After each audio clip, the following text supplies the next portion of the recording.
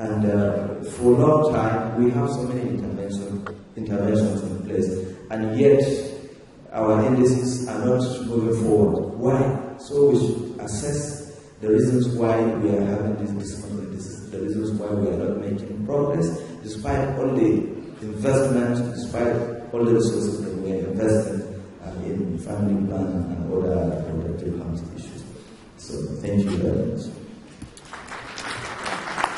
Thank you very much, the Honourable Commissioners here present.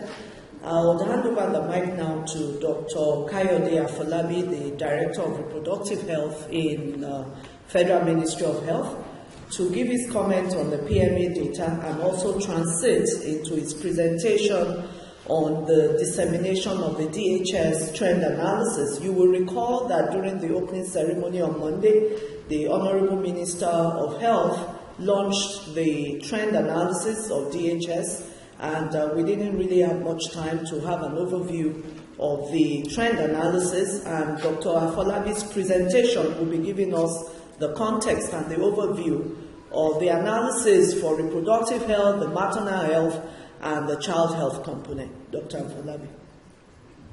Thank you very much, Madam Chair, distinguished participants. I'm very glad to be part of this panel, and also to make my presentation on behalf of all of us that work on it. But first to the comments on PMA 2020, I must say that I'm very glad when I first saw this result, because those of us who have been working day and night as stakeholders, we were getting worried and was discouraged at a point where it appeared as if nothing worked. But with this trend, I'm quite very impressed. At least we have it well documented that a good progress has been made, even in some states that were lagging behind so much previously. And the modern CPR having increased from 9.8 to 16% is quite very heartwarming. This is also similar to what the FB 2020 estimate modern CPR arrived at the midterm review just this same month, which is about 14.7% MCPR. So this is quite reassuring to us, and I'm sure we're encouraged to work even harder and smarter. Various issues that the state have raised, I took note of them. Some of them are cross-cutting. The importance of posted implementation plan cannot be emphasized. We are working with many of the states. We have gotten support from different partners, technical and funding support, to ensure that we have state-specific CIP, and those states that we are yet to get support for, we are working very hard to ensure that we have support for you. But of course, we also need states to be responsive. It will not make us to move faster if states sit behind and expect that at the federal level we do virtually everything. So all the commissioners were here and other major stakeholders at the state level. I challenge you to also look inwardly. Let's be innovative in our approach to strategy and implementation of this strategy, so that we could meet the health need of Nigerians wherever they are in this country. So on this note, Madam Chair, can I proceed to your presentation? Yes, please. Thank you. I'll be looking at the 10-year trend in reproductive behavior in our country between the year 2003 and 2013. We will connect our exactly images, find this period, and use the next slide, please. And I would like to say that I'm giving this presentation on behalf of the Federal Ministry of Health, and our partners have worked and supported both in terms of funding and technical support to the three NHS and the secondary analysis that led to this trend. So I want to recognize USAID, DFID, UNFPA, and the National Population Commission. Thank you. By way of background information, it will interest us to note that not only that our population as a country has reached over 180 million, but even more importantly, that in the West African sub-region, our population contributes about half of the total population in the sub-region. Even more importantly also is the fact that at the turn of this century, even if we are able to achieve a decline of total fertility rate of 2.3, we'll be hitting almost 1 billion population. This will be a staggering population to manage and contend with. It's also important for us to recollect that one of the major targets specified by the federal government of Nigeria in 2004 was to reduce the annual rate of population growth to 2% by 2015. Unfortunately, we did not make this target. Population growth rate still remains around 3.2%. Next slide. The aims of this secondary analysis essentially is to explore the components and covariates of fertility in Nigeria, recent trends, and potential future changes, which of course could have programmatic and policy implications on how we work. So the state level analysis of our total fertility rate is affected by nuptiality, reproductive preferences, family planning, teenage fertility, and child mortality. We're deeply looked into, and the current cross-sectional association of these components with each other, as well as with some socioeconomic characteristics and total fertility rate, were evaluated at the state level. Also, the aim is to describe how changes in the total fertility rate have been affected by changes in all these components, as well as some socioeconomic characteristics, particularly education, media exposure, urban, rural residents, as well as religion. So the data we had looked at the 2003-2008. I mean, looking at 2003-2008 and 2013 National Demographic Survey was considered, and stratified cluster sampling design was used. Also, complete birth history of all women were considered. The methodology of the analysis uses states as units of analysis. In this instance, we also took the Federal Capital Territory as a state, giving us 36 plus 1 unit. Most of the relevant variables that were considered had strong spatial structure, and scatter plots and correlations show the association between state level total fertility rate and various percentages and means. Simulations were used to show the potential impact on all these fertility changes. So let's briefly look, next slide please. Let's briefly look at the key findings of the state level analysis first. Next slide. Women education came out so very much importantly, and it's a principal finding. Women education explain large proportion of variations in age at marriage, ideal number of children, demand for fertility planning, child mortality, teenage fertility, as well as total fertility. This, of course, is a finding that I'm sure most of us would expect, because education is cross-cutting in empowering women, not only in decision taking, but also in their ability to contribute to economy of the family and the whole nation. So when we look at women education against age of marriage and the number of children, you realize from this graphic representation that as the mean years that girl child stay in school increases, so does the age of marriage. While the longer the girl child stay in school, the mean ideal number of children reduces. And that means education also has a very significant impact on the number of children desired per woman. So in states with more schooling, the ideal number of children is lower. See on education against demand for family planning and total fertility.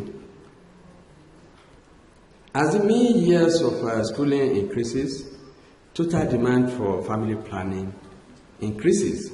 So in such states with more schooling, they have higher demand for family planning. While states where states with more schooling also have lower fertility. This, of course, we go together and one we expect this kind of finding, and that's the trend in the analysis. Then if we leave education, next slide please, and we go to components of fertility change, we realize that increase in age at marriage are related to decline in teenage childbearing as well as decline in polygyny. And also, decline in the ideal number of children are related to covariates like increases in literacy, decline in teenage childbearing, as well as greater participation of women in household decision making. These are quite very important to us if we really want to empower girl child and make them achieve the desire of their sexual and reproductive needs. Next slide. Then looking at increases in the proportion of women who want no more children as part of component of fertility change. These are found to be related to increase in television exposure, use of contraception to limit fertility, as well as desire or intention to use contraception. And also contraceptive use increases with urbanization, radio exposure, and higher proportion of married women. This last one means that we of course need to place more attention in reaching the youth, especially the youths who are not married. Next slide.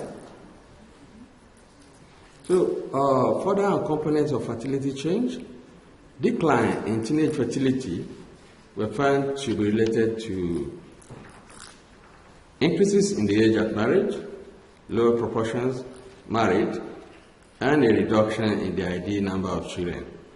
While decline in total fertility were also related to decline in child mortality and increase in education. Education is, like I said, cross-cutting. And of course, child survival also plays out very well here. If women know that they have limited number of children and the chances of surviving for them are high, and there is also a probability that they may not desire very large family size. So we look at key findings of cluster and individual level analysis. Next slide. Thank you. So the cluster level analysis, we examine 896 sampling clusters with an average of 48 women in each cluster. And a cluster is an enumeration area, which of course is considered to be internally homogeneous. A multivariate analysis of clusters showed a dominant relationship of fertility with education and with child mortality. and a mixed effect of composition by religion. Media exposure also plays a significant role, shows a different direction of relationship of television and radio with fertility. With television exposure being more associated with low fertility compared to radio exposure, even though radio exposure also is associated with some degree of low fertility, but not as strong as television exposure. There could be some other confounding variables here that could explain that. Next slide. For the individual level analysis, as a partial check on validity of the state and cluster level association, over 27,000 currently married women and over 8,000 currently married men were examined to compare the associations once again across the covariates. An analysis at the individual level showed the same general association as the state level cluster level association. Similar findings were documented with 2008 and 2013 survey when men characteristics were looked into. So let me conclude, next slide, by saying that there is great potential future impact of further reductions in the mortality, in child mortality, increases in age at marriage, and increases in the education of women.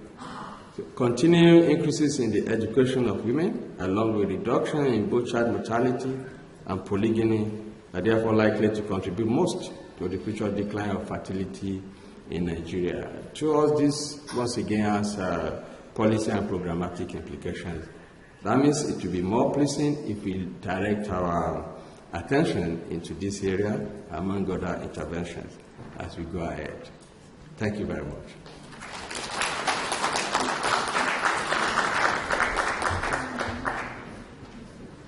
Thank you very much, Dr. Afolabi. Because of time, we just open the floor to comments or questions. One cluster of the rows. I have one there. A lady here. Gentleman, thank you.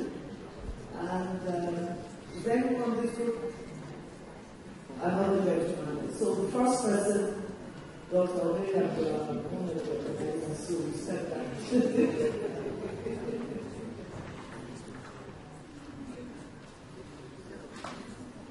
Okay, good morning. My name is Imam Shafi, I'm from the Strength University Development Center and the Center Platform Service Engineer. Well, having a patient from the world to this point, and I think I need to take us to a very important aspect of family planning as regards vision. I was part of the pre-conference faith-based group. Well, since we had that discussion, that meeting, and from what I've heard yesterday, I had to discuss with some of the scholars that we are preparing to educate our religious leaders regarding family planning and child space. And he asked me a question, and I want to pose the question to all of us here.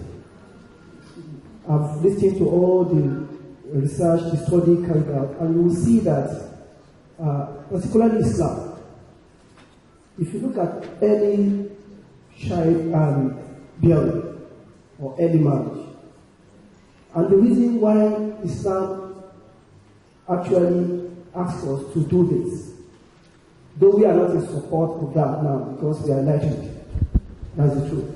But they will pose this question to us, we need to see how to answer them properly. And it's that today, if you look at any child above maybe 14, 15, 16, 18 years, they are exposed to sex already. And they are of the opinion that instead of them having sexual intercourse before marriage, they will prefer formalizing it.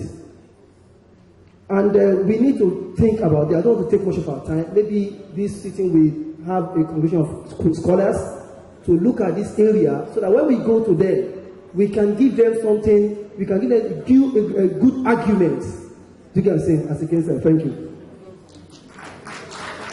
Thank you very much. I want to intervene here. Comments and questions should be related to data. We have different fora to discuss what you have commented on. We have a strategy to talk about that. We've done that before. The physiological aspect, the quality of life aspect, scholars have framed message within that context. So we can see you later to give you tips on that. Every comment and question in here this morning, please refer to data. What is this data saying? What have you taken out? All other questions can be written to us and we'll take care of that. Because of time, we need to manage time. Thank you.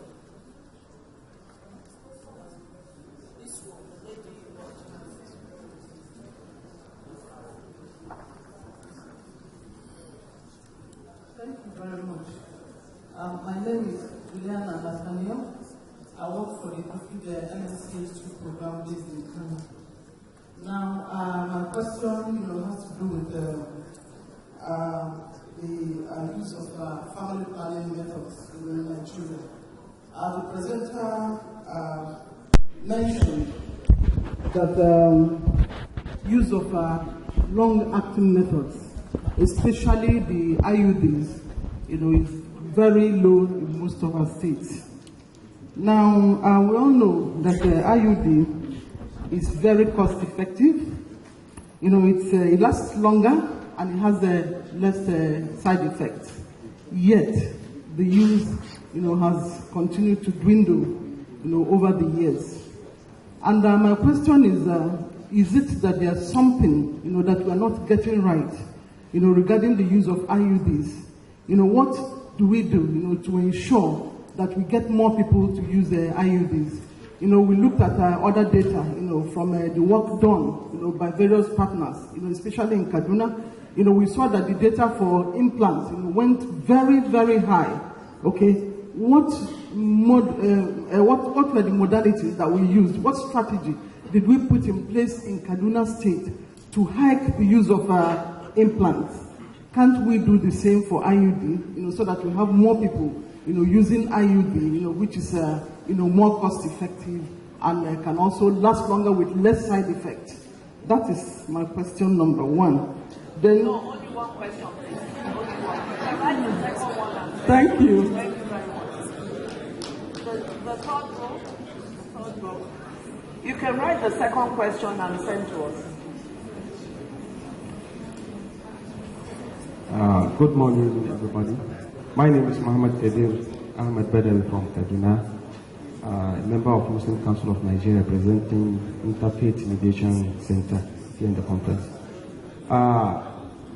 The question I want to ask, from the diagram and the other analysis seen, we have seen that we are having problem with the local people mostly in having this thing very, very effective. I have a friend who is a member of the Red Cross. He said when an incident occurs in some states in the north, when they were there to carry some assistance, they were asked that, why is it that this family planning program is even carried to your door? They will knock your door and say, we want to immunize your children. Not considering the problem of malaria, which is one of the causes why women loses their pregnancy. Why can't they be knocking our doors and give us anti-malaria like they are knocking our doors to give us the immunization program? So I want to know what we are doing toward this, because malaria is part of the issues why women do lose their pregnancy. Thank you very much. Okay. So we're going to the last group here. The last group here. Can we have one platform, please? I know this will generate a lot of discussion, but within the short time, this will be the last question for now, and then the panelists will be able to give some answers. Thank you very much. My name is Ayo Adebuswe, Lagos Advocacy Working Group. A very quick question, both to the NDHS trend analysis. Are we using married women as for your data rendition, because I know we've been talking about women of childbearing age, and also PMA 2020, please, because are we talking of two different things, the same thing, and what are the implications? Thank you. So thank you very much. I'll go to the panelists to answer the last question, which is related straight to data. What is the frame you're using? Is it women of reproductive age group or married women within this cluster for the DHS analysis and for the PMA 2020? Yeah. Thank you very much for your questions. I can only answer the last one about our sample, the women that we interviewed. We randomly selected areas, let's say, for our study. And once we selected the household for interview, we made sure that we interviewed, we sought authorization, we sought consent to interview all women of reproductive age. For us, that is women aged 15 to 49. I would say that, for example, we had to get special IRB, special consent to interview women below age 18, because we needed to get information from women aged 15 to 49 who, knowing that in some states they would have, at age 15, they would already be mothers. Okay. So we collected information from every eligible woman in the selected household aged 15 to 49, whether she was married or not. But we also collected information on whether she was married or not. So we can do our analysis on married women or unmarried women. Okay? Does that answer your question? Thank you very much. That answers it. Dr. DHS did the same, I think. You're very correct. The focus was on women of reproductive age group. And then I would also like to comment on the use of IUD. We all know that the use is quite very low. And we know again that IUD contribute far more to CYP than most other methods.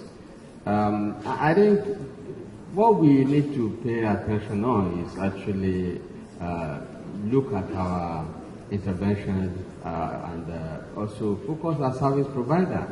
I've been involved in supportive supervision, and I realized that there are a lot of provider bias. So we really need to look into this, avoid provider bias. And you know that in certain IUD is a little more technical than in certain implant. It's also, appear more invasive. So we need to build capacity of our providers along this line. And of course, demand generation efforts should continue along with what we do for other contraceptive method mix. Thank you. Thank you very much. We are rounding up now for just to support the comment on the shift from IUD to implants. You also know that infection prevention procedures that is needed for IUD would probably take you more time than that of implants.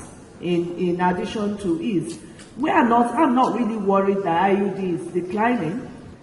It's choice. If there's an easier choice, that there was a community we went to and women switched because it's easy for them and it's less cumbersome, they said. This is a consumer perspective. And as they've even given it so many names, the tattoo method, all sorts of names, so it's okay. Make all the choices available and let them make their choice. So the concern is that they are on a method, all right, on a long-acting method. So provider bias is a major thing that's still with us. The provider looks at what's easy for them to do and they counsel the client along that line. So we need to tackle that. I like the idea of the door-to-door, and I think the current interventions going on through outreaches is actually bridging that gap. We're not at that level yet, but we, within what we do, we've done what we call the neighborhood campaign, which is actually going towards that door-to-door. We'll get there, but we are not there yet. The outreaches are going into communities right now. By the time we scale up with the support of the state government through our honorable commissioners of health, you have the MNNCH week that could actually be the window to do those door-to-door. And every opportunity that we go into the community, it's only the government that can do that door-to-door, so that nobody is being tackled of having an hidden agenda. You know, in Nigeria, everything has a connotation. But if it is done within the context of the government of that locality, then it's not seen as a connotation. So this brings me to the closing comments as we round up. Time is against us. What we found from the discussions today is that there are opportunities to strengthen family planning interventions, and we have the evidence now. So the era of we don't know is no longer in Nigeria. We have the DHS analysis, and we also have the progress data through the PMA 2020 platform that can give us that aggregate of 6 monthly quick turnaround data for us to be able to tweak whatever we're doing wherever. There are opportunities to integrate family planning in each state through the existing state development plan. So no longer will states say they don't have resources.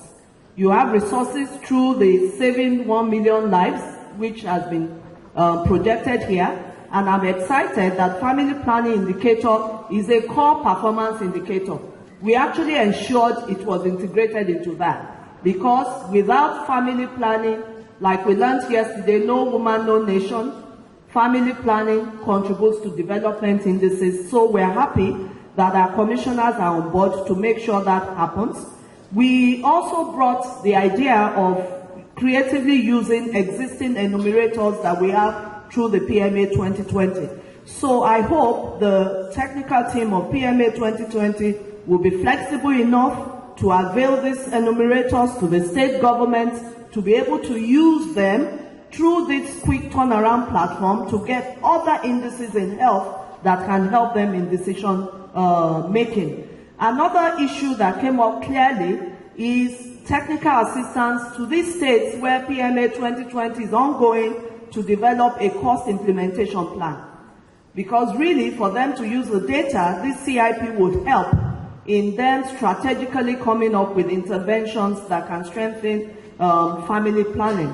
The last comment that came from Kano is asking how would we use these factors, how do we determine these factors that affect low utilization? We have them in DHS, we have them in PMA 2020, and other localized specific data. My answer is we have the science to help you to do that. And that science is pulling all this data together to have what we call the ideational factors for contraceptive use or family planning in your state using your indigenous data. There's a science around that which we call the ideational factor.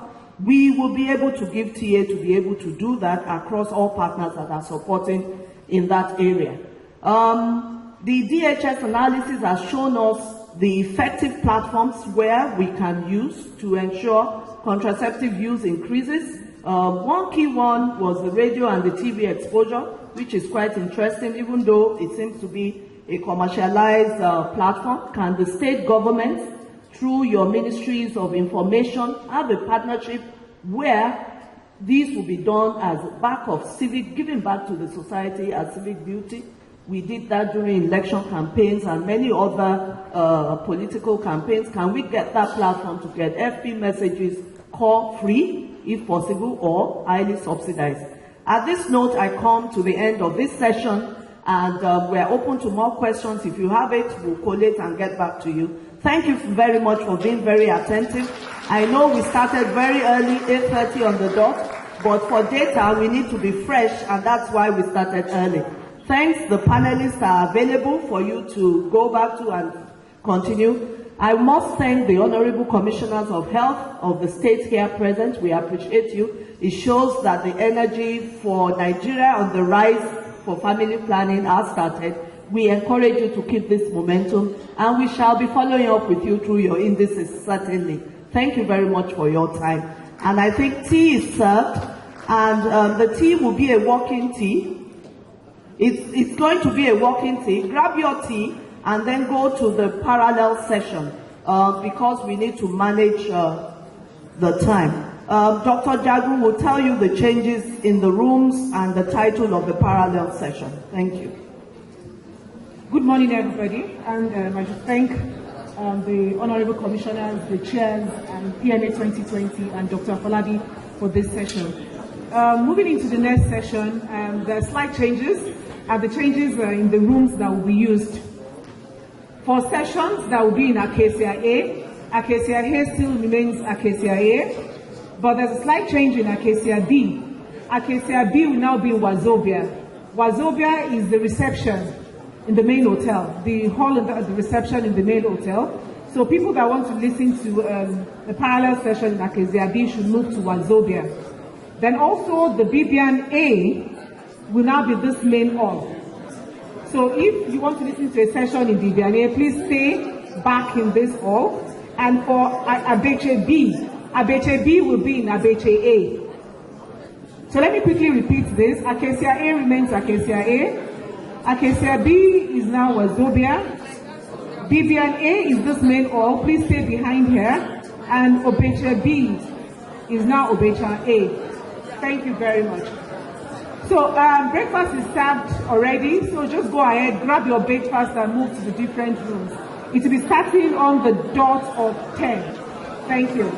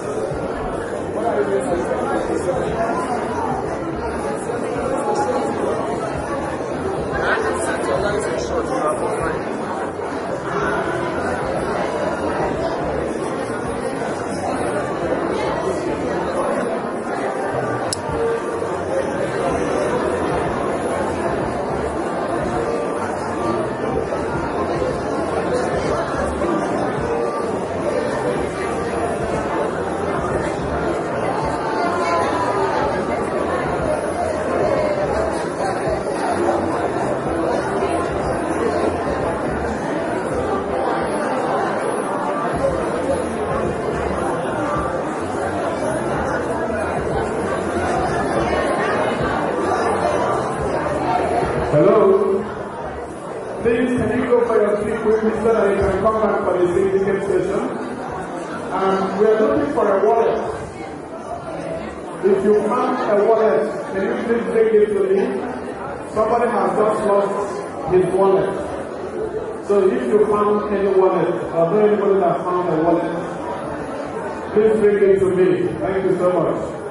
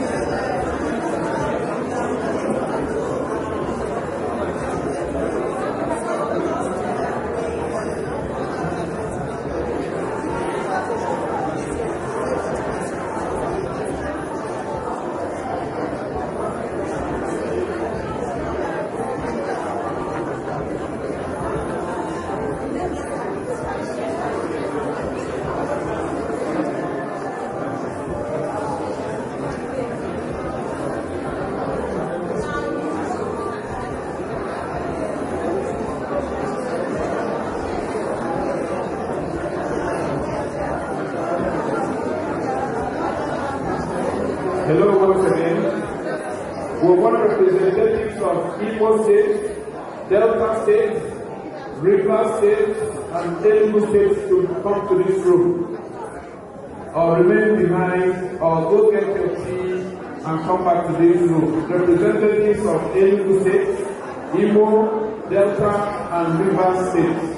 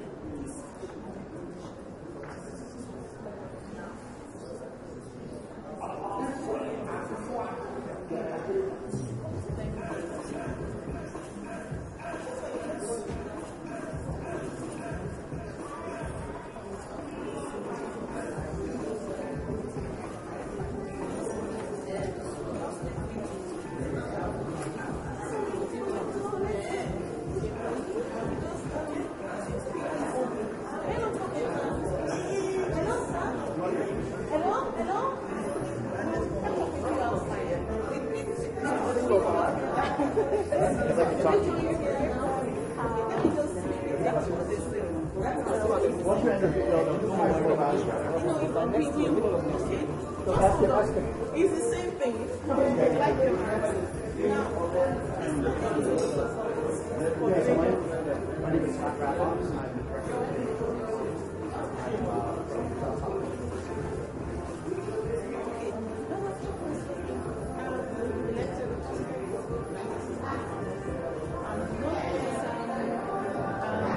Person.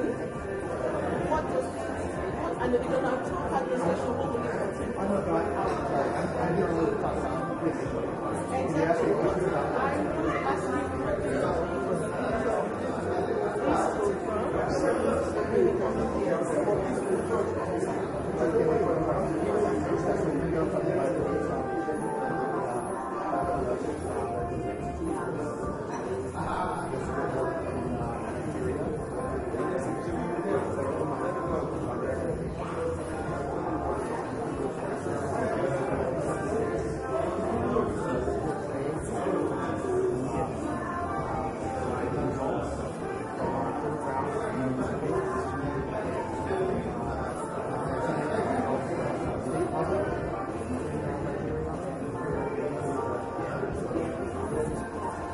Do we still have assurance that these will continue for the next 3 years and the people will get this new administration taking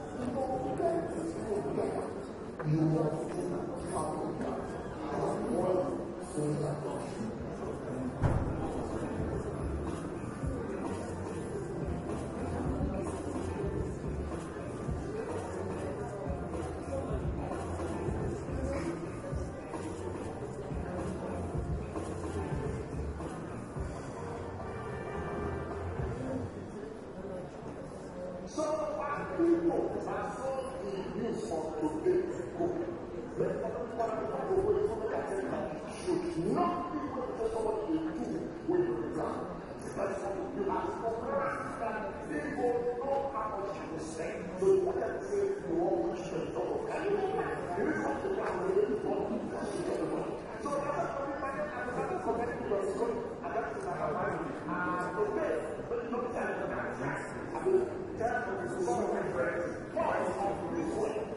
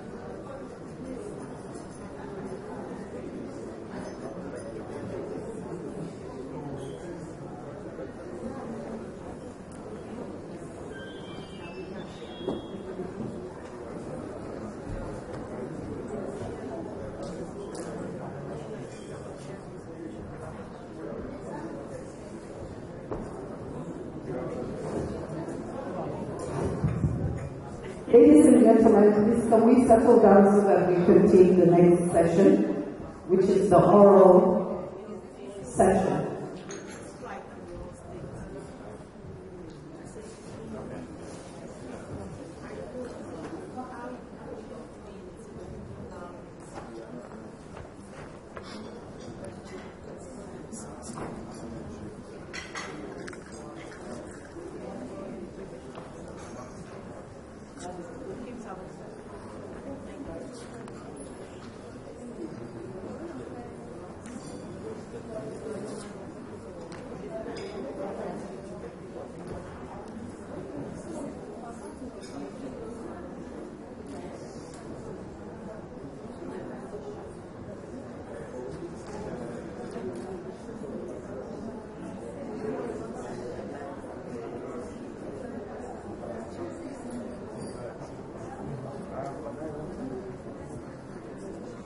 I just want to find out how many of our presenters are here.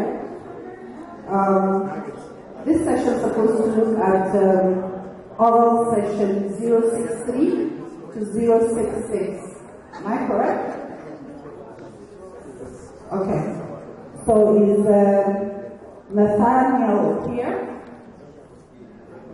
Oral session 063. Is it a he or a she? Is it she? Is she here? She's still having tea.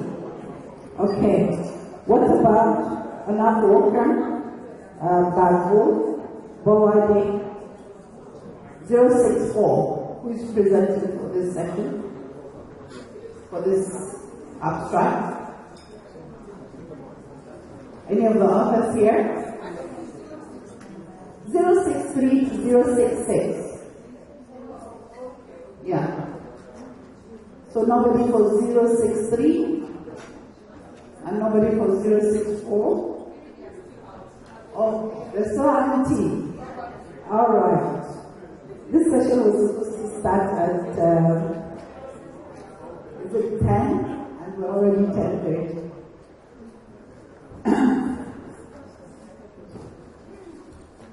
What about 065?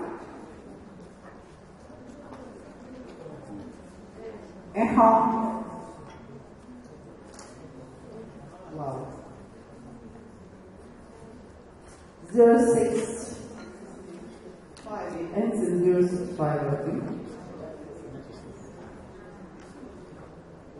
Please, if you know any of the presenters and you have access to them through phone or something, can you please call them?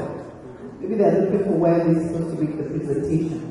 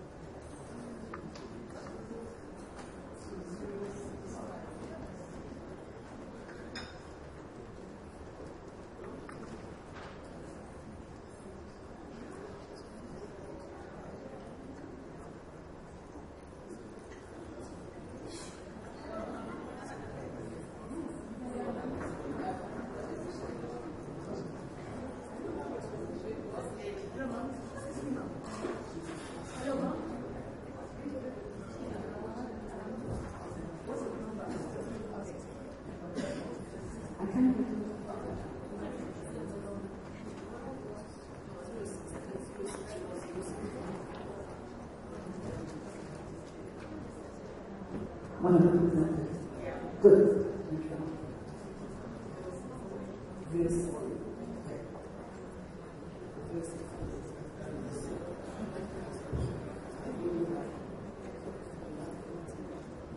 We have only one of the presenters so far. We still have 3 more. I don't know whether they're around or not.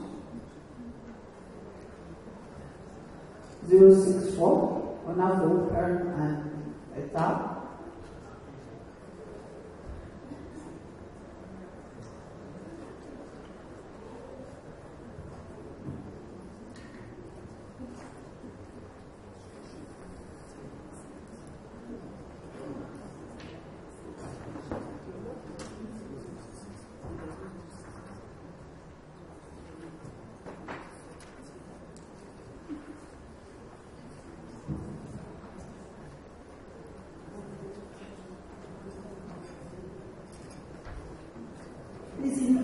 you have a presentation, please let us know.